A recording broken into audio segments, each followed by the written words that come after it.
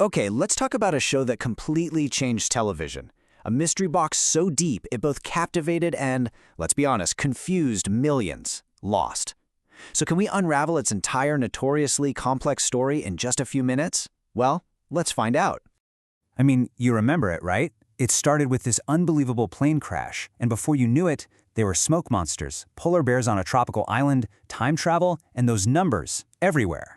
It left pretty much everyone asking, what was the show actually about? And that is the exact question we're here to answer. So here's our game plan. We'll start with the crash itself. Then we'll discover that our survivors are definitely not alone. From there, we'll dig into the island's truly ancient secret, watch the final showdown, and then, yes, we will finally explain what that famous ending really meant. All right, let's dive in. Part 1, Crashing on a Strange Island. This is where it all kicks off, with a terrifying setup and a puzzle from the very first minute. The whole thing starts with a simple, terrifying idea. Oceanic Flight 815, on its way from Sydney to LA, literally breaks apart in midair. It slams down onto this remote island that doesn't seem to be on any map. And somehow, against all odds, 48 people survive, only to find themselves stranded in a place that just defies all logic. And who are these survivors? Well, what a group. You've got Jack, the surgeon who becomes the reluctant leader. There's Kate, a fugitive with a very secret past. You've got Sawyer, the cynical con man, Hurley, the super lovable guy who won the lottery with a set of cursed numbers, and, maybe the most important of all, John Locke, a man of incredible faith. And they all realize very, very quickly this is no normal island. I mean, John Locke was in a wheelchair before the crash, and now he can walk.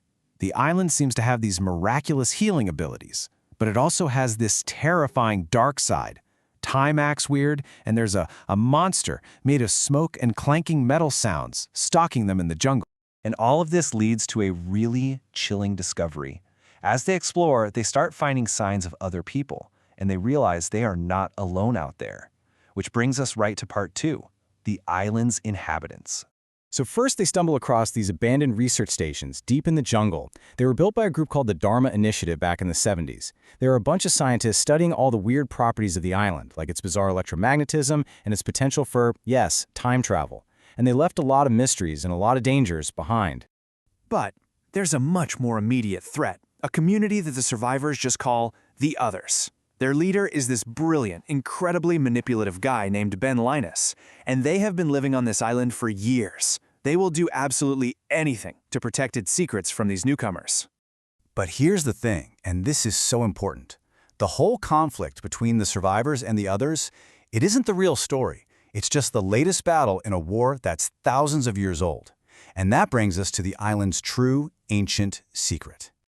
At the absolute core of Lost is this epic mythological struggle between two brothers who are basically immortal. On one side, you have Jacob. He's the protector of the island.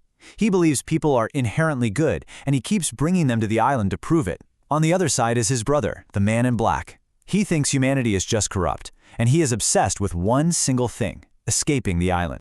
So where did that smoke monster come from? Well, during a huge, violent fight, Jacob tossed his brother into the source of the island's power, this glowing, magical cave called the Heart of the Island.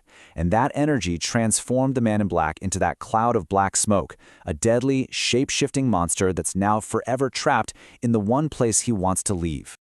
So you see, the plane crash, the survivors, the Dharma Initiative, the Others, all of it was just part of this cosmic chess game between these two brothers. And that brings us to the show's climax.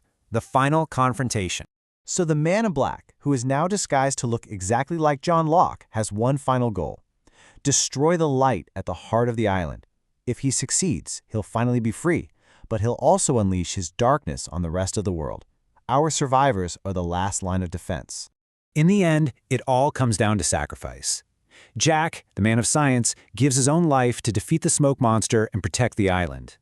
Kate and Sawyer finally get to escape. And, in this really beautiful, perfect twist, the kind-hearted Hurley becomes the island's new protector, with the now-redeemed Ben Linus as his number 2. So the island's story gets resolved, but I know what you're thinking. What about that other timeline from the final season, the Flash Sideways, where the plane never crashed? Okay, this is what it all meant. So here it is. The Flash Sideways wasn't an alternate reality. It was a kind of afterlife.